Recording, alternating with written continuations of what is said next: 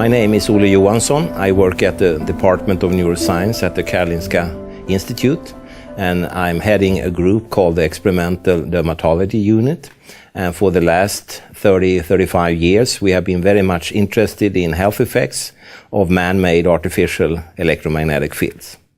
The last 40 years, there has been an enormous explosion in the use of electricity, electronics, computers, and now lately the wireless society has been built up. More and more of our things are communicating wirelessly through the use of microwaves, like mobile phones, tablets, and other such gadgets that we use at workplaces, schools, and in homes. When you read in the scientific literature in well-established and well-controlled research journals, you are struck by the enormous amount of papers clearly showing that these kind of electromagnetic fields we are talking about do have very scary in many instances and very strong effects at the molecular and cellular level, as well as the tissue and organ level, the animal level, the plant, bacteria, and human level. It's actually, for a scientist, it's a big enigma, a big question why society doesn't pay attention to this. And for, 2 years ago approximately, we formed a think tank. It's a very presumptuous word, but some kind of think tank collecting a lot of very good people with background in journalism, politics, etc., and trying to come up with tools, new tools, to share the information with the general public as well as with people in power. And also we have investigated the possibility to use old tools, like YouTube, for instance, to impact on people. But unfortunately, people are more interested in the classical sex and violence stuff on television and radio and newspapers, and few pay attention. It's very hard to rank the different effects, but if I would try to rank them, I would, and that may be a surprise to many, I would put at the last place the cancer issue. The World Health Organization has cancer classified radiofrequent electromagnetic fields. Yes, but from a public health point of view, it's a very, very small question. The big issues are, of course, impacts on, for instance, bacteria, impacts on our immune system, our possibility to produce coming generations that we call fertility, and that kind of issues. And many of them are nowadays on a solid ground, and there has been groups formed, for instance, in the United States, trying to get politicians to understand that they need to reduce the exposure, particularly of women, of pregnant women, of babies, of children and teenagers. It's a very broad range. We have tried to add to the research field as good as we can, but in Sweden there has been a tremendous problem to get funding, but other countries have been much more lucky in that way. And today the number of published papers in peer-review-based scientific journals are many thousands of papers. So there is an enormous wealth of information, and based upon that, it's just to start to think about what should it be tomorrow. And I've coined the expression that we need to introduce tomorrow's green, human-friendly technology. And for instance, if you take a computer that is wireless or a mobile phone, and compare it with a wired computer or a wired telephone, the information is exactly the same.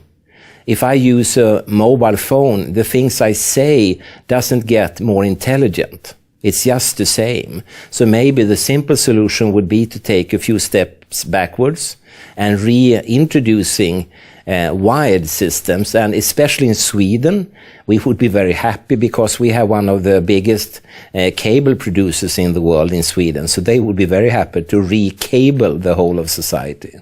The safety standards, or rather they are recommendations They only take into account acute effects as short as down to 6 minutes of exposure, and no one uses their mobile phone, for instance, for 6 minutes and then never again. And it's also only taking into account so-called thermal or heating effects. And the issues are not there at all, and that we knew very early, already in the 1990s. And the issue instead is at non-thermal levels and long-term exposure, much more than just a few minutes. We're talking about months or years, and what happens then. The safety standards or the recommendations that is set nowadays, they are based and controlled by fluid-filled plastic dolls, so-called phantom heads. And even the organization doing this have pointed out 2005 in London that their recommendations never were meant to be used in biology or medicine. It's a complete misconception of the rest of the society, and they want to wash their hands, saying that they never meant that. And unfortunately, the day after having said this in London, the same person from the same organization at another meeting in London seemingly had forgotten what he said the day before. So they don't really know how to put a stance on this, I would say. And at the same time, for instance, the European Commission has asked for new updated guidelines taking into account real biological measures, which so far hasn't been done. To be a scientist and trying to investigate this safe technologies, because society says through their authorities this is completely safe, just go ahead and use it, but it's very unsafe trying to question this and investigating it. And for myself, my personal experience, unfortunately I must admit that the cost has been too great. The number of drawbacks and slander and bullying and harassments and so on has been just too much and just too hard on me and my family. And the cost then has been just too great. And it's odd because I look upon myself as a mental fire brigade soldier. And just imagine if the ordinary fire brigade would be coming with the red trucks. We wouldn't be spitting at them. We wouldn't be shouting at them. No, we are very happy that they come, even if it's a false alarm. We are very, very happy because our property, our life, and their lives are not at danger. We wouldn't be scolding them and saying, go to hell. But that's happened with the mental fire brigade soldiers, and it's a real disgrace to society and also a real danger. Somewhere along the road, they will throw out the important whistleblower, and that could mean the end, even for life and society. When you attend your grammar school and your high school and so on, you learn and you are taught that the civil society, including the big mother and father, the government and the parliament, they are all for you. They are to serve you, including the authorities and also the universities, of course. And if you read what famous thinkers wrote about the role of universities, they only talk about that they should be a public servant and they should only be based on need. What society needs, they should investigate. But the truth is that we are far, far, far from that. And nowadays, universities are based on personal career and also on profit. The developments should be turned into inventions to be sold, manufactured, and people should be gaining money from it. Different spin-off producers should see the light. And this is, of course, very far away from the basic idea. And I strongly sense we have to turn this boat around. We must. The mobile phone industry, they don't really have a role and shouldn't really have a role. Again, in a democratic society of the type we are talking about, the producers, the manufacturers, the operators and so on, they should not scrutinize their own product. We wouldn't believe that for food items or anything else, I mean. And it would be much better to have genuinely independent universities. And as soon as you have smoke somewhere coming in society, they should go there as the mental fire brigade soldiers, immediately with their toolboxes, investigating what is wrong. And of course, hopefully, it will turn out in the future that there wasn't any risk, everything was safe, but that would mean that thousands and thousands of published papers all must be wrong at the same time. And that has never, ever happened before. So the probability is 0, I would say. The very interesting research we have, and we haven't done that, there are American and English and other groups who have investigated, is of course effects on, for instance, memory and learning capability.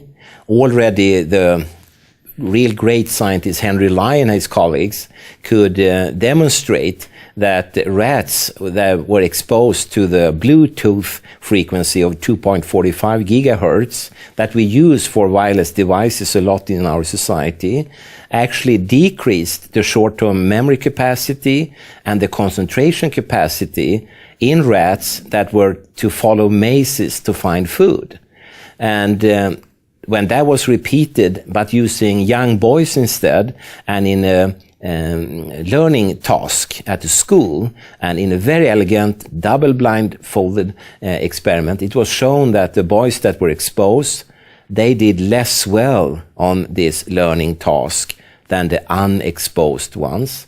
And if you just come back to Sweden, there is a notion that the students that mature the best and learn the best are from schools that traditionally doesn't use very much of this kind of wireless systems. And I'm talking about schools such as Reggio Emilia, Montessori, and Steiner Waldorf schools. And they seem to come out somewhat better. And when I myself have asked municipality civil servants on the western coast of Sweden, because there they had both wireless and wired school, if there were any difference between the learning there, they said no, they couldn't see that at all. The pupils did just as good. And then I said, well, hey, then you can just as well use wired. And they went very blank in their faces, you know, because they realized that, yeah, they could, of course. Because the things you would get in a wired computer is the same as in a wireless computer. Electricity in our society, many people feel has been around every time, you know. It has always been here. But that is, of course, not true. One of the oldest electricity plants in the world is in Norway, and it's in the order of 130 years old. And so it's a very short time from an evolutionary point of view. And in the beginning, of course, electricity were only for the very rich people. They could only afford light bulbs and stuff like that. But soon it grew and things became cheaper and cheaper. And for instance, Sweden was said to be completely, with a few exceptions, electrified 1954. But thereafter, we went into the new era of having more and more computerized, digitalized, and so on systems, more electronics. And of course, nowadays, even the simplest home is like a Boeing 747 cockpit, you know. I mean, you can do anything just wirelessly. And still, you know, with all these fashion things and all these technical gadgets, people are not top chefs, for instance. Most people produce pretty bad food, and they're not very intelligent from that point of view. And in Sweden, which is in the schooling system one of the most computerized schools in the world, as you know, in the PISA investigation recently been produced, we have dropped dramatically. So even with all these mobile phones, readers, tablets, computers, the pupils are not becoming more and more intelligent. On the contrary, they are doing less and less well, which is quite contrary, but it fits very well with what Henry Lai showed in rats and what these other scientists had shown in young boys. So maybe at this very moment, at least the Western world, we are producing kids and students in our schooling system that come out less good than they used to. And I find it very, very hard to believe that any country or any educational minister or any parent would like that. And therefore, I would welcome an open discussion. It's impossible as a scientist, of course, to foresee the future. I don't even know what will happen in the next minute. Something good or bad could suddenly strike us. And if we talk ahead when it comes to costs in our medical and healthcare system, we can only speculate. But if these scientific publications are correct, we may be facing a very big bill down the road. And one thing that is very telling is that the manufacturers, the operators, and the world's insurance companies, they have openly said already for more than 10 years ago, they will not be part of paying that bill. They leave the cost to the society. They want the profit, but the cost, they say, that will have to go to the society. And I was at the meeting 2004 in London, and there were representatives for the manufacturers, the operators, and also lawyers from the insurance industry. And they were all saying that, no way, we will not touch this. We learned the lesson from the tobacco scandal, and we will not repeat it. So they have guarded their own interests. They have their own precautionary principle. And for me, being just a scientist, it's very telling that this is a red alarm clock, you know. And if I were the prime minister or something similar, I would take notice to this. What do they know that we don't? Or do they just know the same as we do and they react because they want to protect their shareholders? The World Health Organization has through their International Agency on Research on Cancer classified both magnetic fields from power line installations and similar regarding childhood leukemia. That was done 2001. And also 10 years after, 2011, radio frequency fields were also cancer classified when it comes down to effects on brain tumors. So they have taken precautionary measures, although from a society point of view, no one seems to listen to them. It is used in discussions and so on, but I don't hear any minister for health or any prime minister saying, hey, we must stop this, you know, we cannot take this risk. Often, however, people that are inside of the wireless industry, I very often see and hear and witness that they take their own measures. They don't allow their own children, for instance, to use these things as their father is selling to all other children in the world, which I find unethical, to say the least, you know. When you look on cells and molecules in various experiments, of course, what comes out as evident is the effect on your genomic material, the genes, the DNA molecule. And when, for instance, Lion Singh and others, many of them after them, exposed DNA molecules to the kind of frequencies and levels that we use in our everyday life, they saw a dramatic increase in damages to this molecule, and such damages could lead to impairments of the immune system, alterations of the future babies to be born and their capacities, and also initiate cancer development. And in the pharmaceutical industry, if you find such genotoxic effects of presumptive medicines, there is new laws and regulations worldwide saying that no, then you cannot develop them further. You cannot use them as a medicine. You cannot sell them to the general population. But that's the pharmaceutical industry. The same goes for the food industry, for instance. But here we have gadgets that everyone carries around that has been shown over and over and over again to be genotoxic, and they are still not withdrawn from the market. Odd.